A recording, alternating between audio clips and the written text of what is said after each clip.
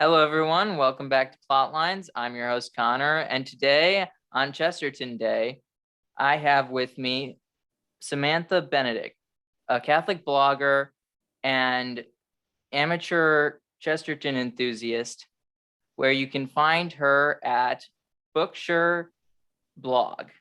Welcome. Thanks, Connor. It's good to be here. It's good having you here. Word from our affiliate, Bishop Sheen Rosaries. You've probably worn through the chain of your cheap plastic rosary. Other rosaries simply can't stand up to the wear and tear of everyday life. Bishop Sheen rosaries are made of solid metal beads and paracord to withstand any condition and are backed with a lifetime warranty. Upgrade your rosary to a Bishop Sheen rosary made to fit your lifestyle or buy one for a friend. Each rosary sold supplies 2 weeks of food for a school kid in Uganda. You use the exclusive link down below to help support our efforts here at Plotlines. The link will take you to sheenrosaries.com. Be sure to use the code Plotlines10. So, what do you think about the idea of a Chesterton Day? I'm not sure if it's necessarily super official. What do you think? Well, if it can help people, if it's going to help people become more familiar with Chesterton and his works, I'm in favor. Awesome. Yeah, I hope that's what everyone wants from this, and I hope more people get to know Chesterton through, videos like this and other podcasts that are Chesterton focused for the day. Why did you get into blogging? So I had been reading other people's blogs for quite a while, just kind of silently, like a creepy little internet gremlin. And then during the COVID lockdown, I started to, I think it was April, I got super into Tolkien and Lewis and the Inklings. And my desk was covered in books and I was spouting facts to my family. And they were like, you need some kind of outlet. I read prodigiously, and so I always have book opinions. And sometimes my family just gets tired of me talking about books and Chesterton and Tolkien and Lewis all the time. So I thought to myself, I bet I could do a blog. I bet that would be fun. So I started one. It still is not a very scholastic blog, or I suppose it is a scholastic blog in terms of we talk about serious things, but I also talk about things that are less serious, like, how my month was, or what fictional characters would I like to take with me if I was taking the ring to Mordor. I'm kind of interested in that, in who you would. I believe, I'm not going to reform the entire fellowship in my head because that's 8 full other characters. But I think I would definitely take Lucy Pevensey. I think actual Lord of the Rings characters are out for this, which is kind of unfortunate because I like all of them. But possibly the Magus and Eugenides from the Queen's Thief series, which is another one of my favorites.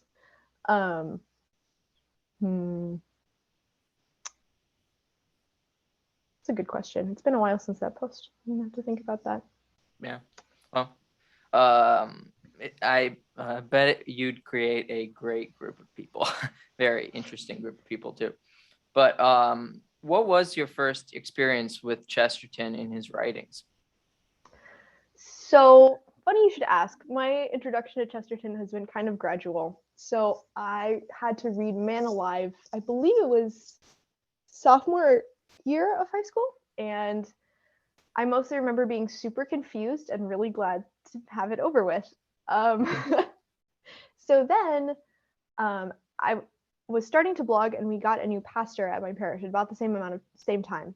And one of my best new friends through my blog, super into Chesterton, probably could talk about him much more articulately than I can.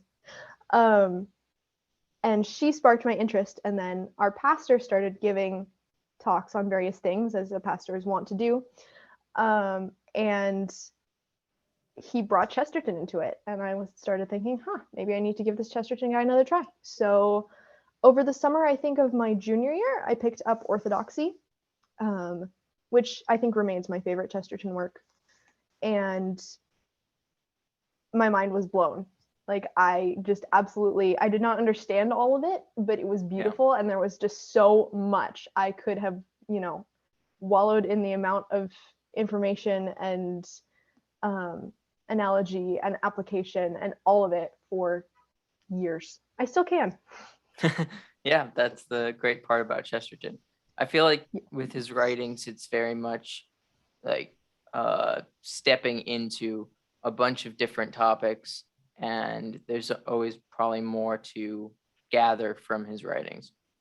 Yeah, because in anything that he writes, there's going to be multiple layers and multiple applications. So, for instance, one of my favorite parts of Orthodoxy is when, in the chapter "The Flag of the World," he's talking about the feeling that men have towards their country and how they love their country because it's theirs, and how if they love it, he talks about Pimlico, which was like a not great area of London. It's where a bunch of the parliamentary stuff was, apparently.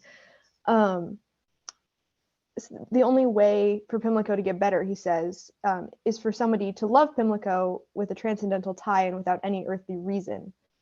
And that's kind of what he's saying man is called to do in love of the country.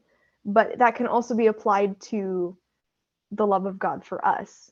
And that parallel is just, it's there if you can see it, but if you don't see it, you're not going to know it's there until someone tells you, or you figure it out after reading it over and over again. Yeah, makes sense. What is your favorite book that he wrote? Ooh, well, I think I just said it's Orthodoxy, but that's nonfiction, so we can talk about his fiction too. Okay.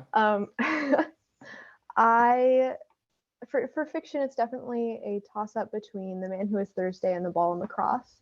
Oh man.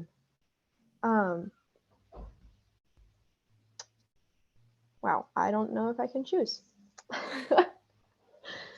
The Ball and the Cross was the first of his fiction that I ever read, so that has a special place in my heart. But The Man Who Was Thursday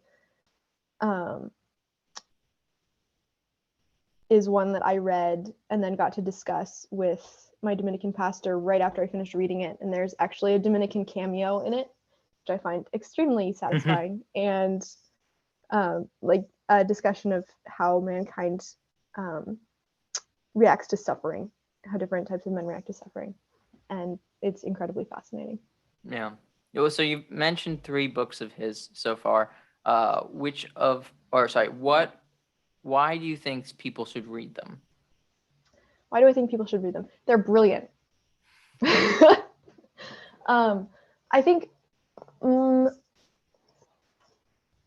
are so many reasons. He speaks articulately about the human condition and is able to flip things around so that you can see things from a different perspective in terms of one's own life and the world. He's also when I say he's brilliant, he's kind of almost a show off in his writing, right? You'll read a chapter or apparently an essay and you think you know what he's talking about, and then in the last page or two he'll flip the whole thing so that he was really talking about something else all along, and you're like, how did you just do that to me? I don't know how I didn't see that coming again. Yeah, makes sense. So we've talked a little bit about his books. Who was Chesterton? What's your take? What would be the best way to describe him? Eclectic.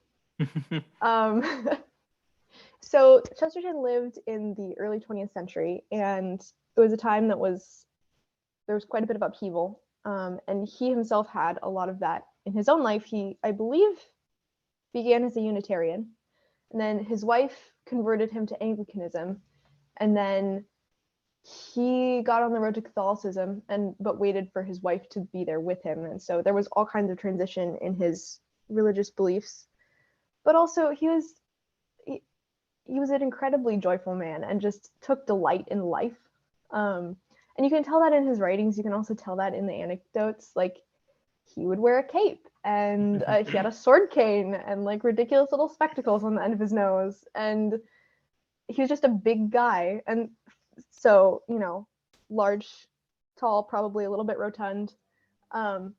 In his biography of St. Thomas Aquinas, apparently he describes St. Thomas as being similar in build to him, not necessarily because we have any evidence of that, but just, for fun. Isn't Aquinas described as chubby or no? He might be. I don't think I can say just for fun. I don't actually know, but it is amusing that is how he describes him. Yeah. I think there's one anecdote where he was in America getting into a taxi cab, and he was having trouble getting in, and the taxi driver told him to like go in through his side or whatever, and he was like, I don't have sides. I believe it. Yeah. Yeah. Classic him. So you mentioned St. Thomas Aquinas' biography on him. He wrote one about St. Francis of Assisi as well. Why do you think he highlights those two saints? That's a really good question. And honestly, sometimes I wish he had also highlighted St. Dominic, but we can't get everything we want. There's one Dominican there. Yeah, one Dominican. But we need to outnumber the Franciscans. That's the thing. At least he didn't write any biographies of Jesuits. So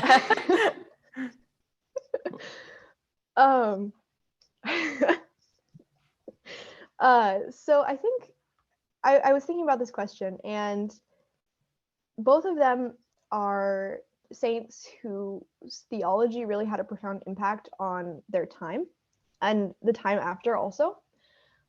So he, in his biography of St. Francis, and this has really stuck with me, he says that after the pagans and their nature worship, the church had to have a period of penance for that. So, in the early church, there was not a lot of, I don't necessarily want to say respect for nature, but just nature wasn't really something that was considered. It wasn't something that was praised in the way that St. Francis praised it. But at the point at which he was living, it was finally time to bring back that joy in creation that God intended to be there after the period of penance. And so that has really had a profound impact on the church and how the church views nature, and even unto the present day with Pope Francis. And obviously that's not the only example, it's just the one that comes most readily to mind for me. And then obviously, I keep saying obviously, it's not necessarily obvious, it's obvious to me, St. Thomas Aquinas was incredible, and his work is perhaps, he's one of the greatest theologians the church has ever known. And I think that's a good enough reason to write a biography of him. Yeah, makes sense. So you would say that St. Francis of Assisi was sort of fixing a problem that had been left behind because paganism is rooted so, firmly in nature, that the early church had to get away from that to pry the people from their pagan ways. Well, that's kind of what Chesterton implies in the biography, yeah. Okay, makes sense. So what do you like about Chesterton's writing style? He challenges me to an incredible degree. It's challenging, but it's also fun. You have to pay really close attention, or else he will run away with you and you will not know where you got on or how to get off.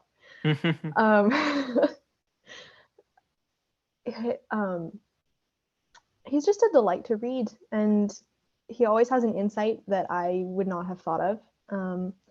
And it's nice to be made to feel dumb by a really smart writer and theologian from time to time. That makes sense. It does. It's always good to read beyond your capability, I think, to challenge yourself constantly, because otherwise you're just going to think yourself to be the smartest, and you're probably not. Yeah, definitely not. Not even close. Nope. So how did Chesterton influence the next generation of writers, that preceded him or succeeded him, such as Tolkien and Lewis? So I actually, you let me know that you'd be asking me about this. I grabbed my copy of some of the letters of C.S. Lewis and the letters of Tolkien, and because I thought I remembered some references and I wanted to check. Lewis actually credits Chesterton along with, oh shoot, what is his name? George MacDonald for his conversion to Christianity as the authors that most influenced his conversion. And obviously, Tolkien and Hugo Dyson were the two of his friends who, or sorry, not Dyson. Dyson was involved, but it was Barfield. Tolkien and Barfield were the two of his friends who really helped that process. But Lewis has a great respect for Chesterton because of his role, and he references him all the time. Like there's letters to people who are considering Christianity, and he's saying, read the Everlasting Man.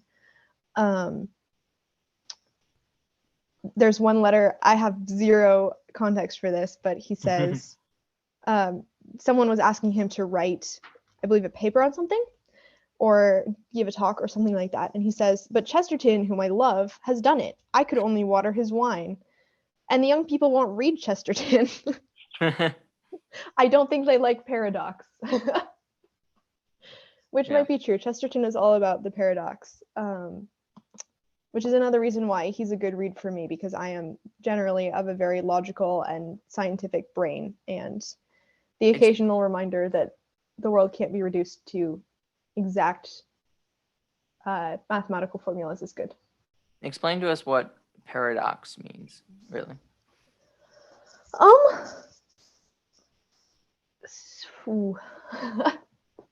It's kind of a both and, right? Mm-hmm. You're saying these two things, they seem like they're complete opposites, but we're going to take them both and we're going to take that opposition too. It's a very Catholic thing to do, we have a lot of paradox in the church. There's we have saints, we honor saints who were extreme pacifists and saints who died in war being valiant. And you might say, like, shouldn't we just pick one? And the church says, no, we're going to do both and paradox. And Chesterton really brings that out in his work. Yeah, makes sense. What about Tolkien? Did you? Yeah, I think so. Tolkien is a little harder to tell, and actually, Tolkien is a funny man. I love him. He's not as much on the surface as Lewis is, in many ways. But you can tell that while he doesn't talk about Chesterton as much or recommend Chesterton as much or things like that, he's had an impact on his imagination and on his way of expression, I guess, or his thought. He will reference him offhand. He'll say, like, Chesterton says X, Y, and Z, as Chesterton says, or let's see. He references the flag of the world, which is my favorite chapter of Orthodoxy, and then compares Chesterton talking about loyalty to country, even in hard times, to Gandalf talking about not choosing the times into which we're born. And I mean, I know that I've been reading Tolkien and Lewis's works and been like, oh, that's a Chestertonian influence. Did I write down those moments so I could talk about them lucidly? No, I did not.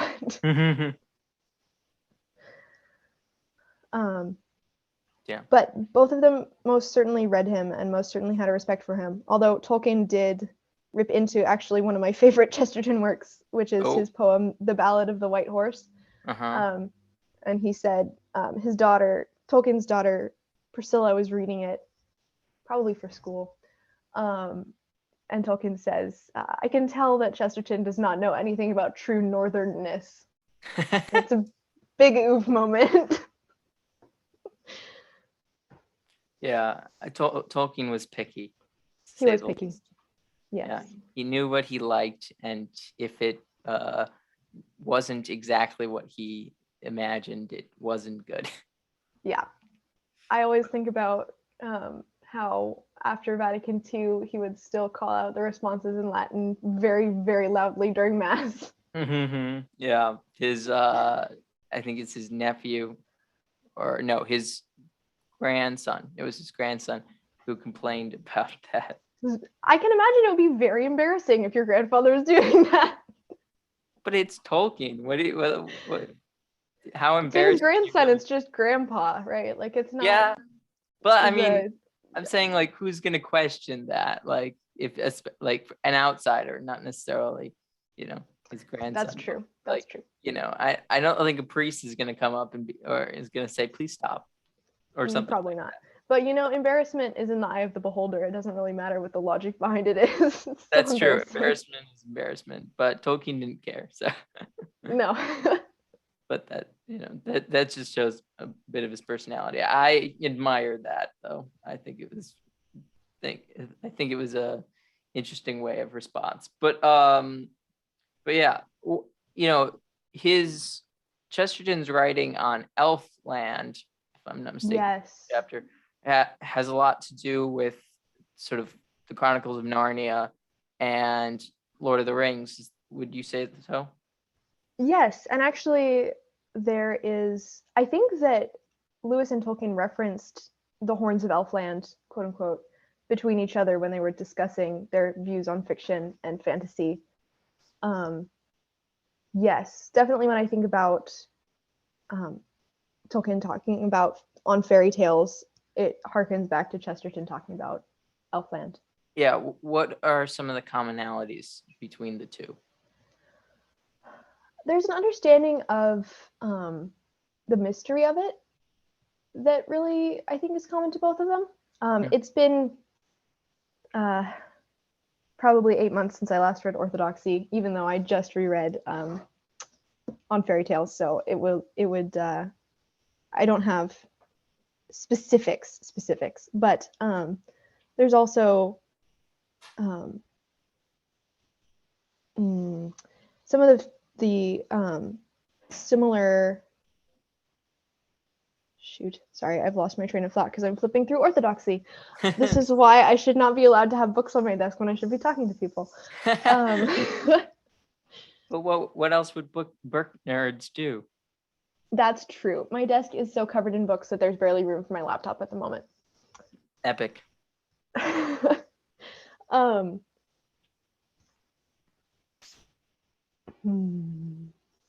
Chesterton would be proud. I hope so.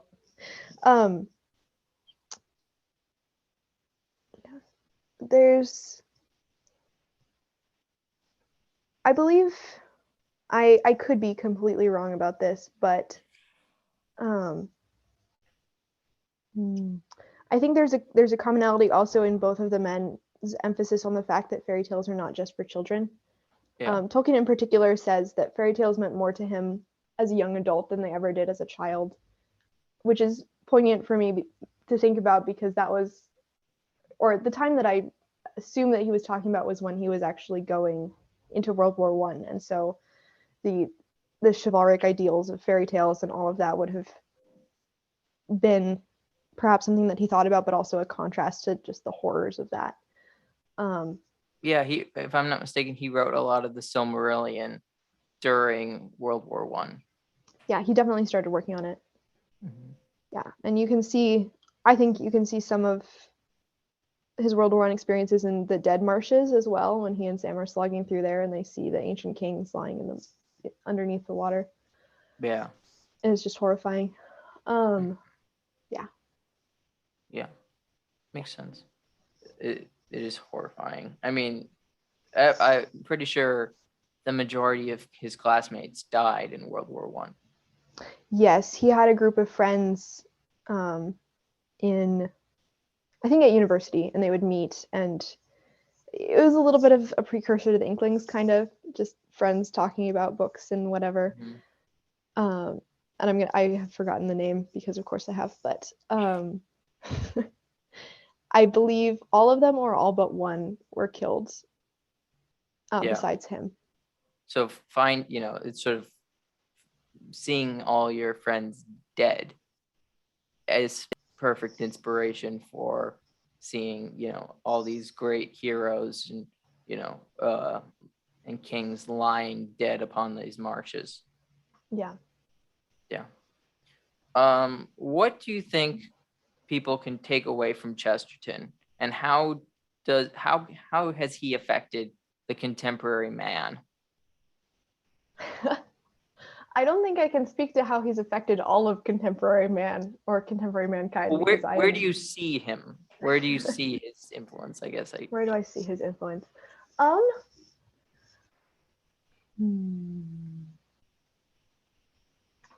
Well, to go with your first question about how he can speak to mankind, to modern man, I think he can speak a lot in the simple need for joy and vigor and wonder in life. One of the things that I have taken away from him, and I'm going to conveniently forget what part of his work this was in again, but the necessity for wonder, and God didn't have to make this world the way it is, but he did, and it could have been completely different, but this is how it is, and we can see that, and we can just be absolutely astonished. And actually, at one of the quotes that I think about sometimes is that Chesterton says that Thanksgiving is happiness doubled by wonder. That sense of the unnecessary gift, the completely unmerited, unexpected, almost a little bit like the concept of eucatastrophe. Mm-hmm. And I think that is one thing that the modern world really doesn't have, because people walk around with their heads stuck in their smartphones. It drives me absolutely insane when I walk down the sidewalk and everyone has a smartphone in front of their face. But and it's something that I've been guilty. You have your head stuck in a book. I usually do. I've been guilty of the smartphone thing like a couple of times, but yeah, it's usually my head stuck in a book. Yeah. There have been a few times where for all of you who don't know what eucatastrophe is, it's Tolkien's idea that sort of an event, sort of a good catastrophe, something that happens that's devastating, but it does bring humanity up. Like, it. The completely unexpected good turn of the story. Mm-hmm, yes. So the eucatastrophe of Lord of the Rings is the drop of the ring into the fires of Mount Doom by Gollum. Probably, that's my guess. And then the resurrection is the eucatastrophe of the story of Christ's passion and death, and then resurrection. And even the story of his whole life, I think. Yeah, I would say Jesus's life, death, and resurrection is the catastrophe of human history, and the resurrection is the catastrophe of his life on earth. Yeah. Yes. That sounds about right. What do you think about the idea of canonizing G.K. Chesterton? Oh, that's a little bit of a loaded question. I think that would be incredibly awesome. I think he definitely, his work has, from what I've heard and what I've experienced, has had an influence on Catholic thought. From what I've heard, he also was a man who really embodied Christian joy. I do know that his cause for canonization was opened and then closed again because of some allegedly anti-Semitic remarks that he made at one point or another, I think in his writings, which is really unfortunate. So I don't know that we're ever going to get that, but if we did, I would be over the moon. Should we be praying for Chesterton's intercession? Should we be asking for his intercession? Yes. Well, I think, it's a little bit like Pascal's wager, right? If he's in heaven, then he can pray for us. And if not, or not yet, then it still won't hurt. I actually sometimes I will ask for Tolkien and Lewis and Flannery O'Connor's intercession. So I haven't thought to add Chesterton to that mix, but I probably could or should. Interesting.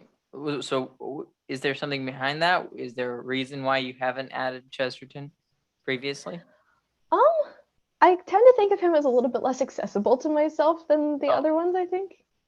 So not an example, not like lesser holiness or, nothing. No, Okay. just I'm more intimidated by him.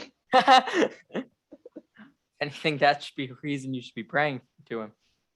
Perhaps. If he's intimidating to you, he might want to help more. I don't know. Yeah, it's possible. Yeah, but yeah. So I think. Well, how are you going to celebrate Chesterton Day? Probably read some Chesterton. That's the best way I know of to celebrate. What do you suggest people read? Oh, that's a good question. If you're starting not in fiction, probably start with The Ball and the Cross, because I think it's the most accessible of his fiction works, or the Father Brown Mysteries, but those are really different in tone than all of his other fiction and nonfiction. So if you start with Father Brown and you move on to his other stuff, you're gonna be like, what happened to his writing style? And if you're starting with nonfiction, I would say either start with Orthodoxy, The Everlasting Man, or one of his biographies of the saints, either Thomas Aquinas or Francis, because they are short, interesting, and accessible. I'm guessing you'd suggest Thomas Aquinas if somebody went down the saint route. I would, although I think I actually read Francis before I read Thomas Aquinas myself. How could you? I know, it's kind of embarrassing, actually. As a loyal Dominican. Well, as a loyal friend of the Dominicans, technically not a Dominican myself. Yes, of course not a Dominican, but basically a Dominican. Very influenced by the Dominicans. Yes. Yes. Dominican styled. I don't know what's the. Yes. Yes. Yes. Yeah. Many of my opinions on Chesterton and a lot of my knowledge of Chesterton is via the Dominicans. So I have them to thank for this interview. Well, I will thank the Dominicans next time I run into one. I'll just be Perfect. like, thank you for this interview. And they'll be confused. Yes, they will be very confused. Well, Samantha, thank you for coming on this episode. Is there anything you'd like to say to the audience before we go? I don't think so. Just pick up some Chesterton and remember that the world is full of wonder. Thank you. If you want to support us at Plotlines, please like, share, and subscribe. I will have links to Samantha's blog, and I suggest you guys check it out, and definitely read some Chesterton, and happy Chesterton Day. Okay, bye everyone.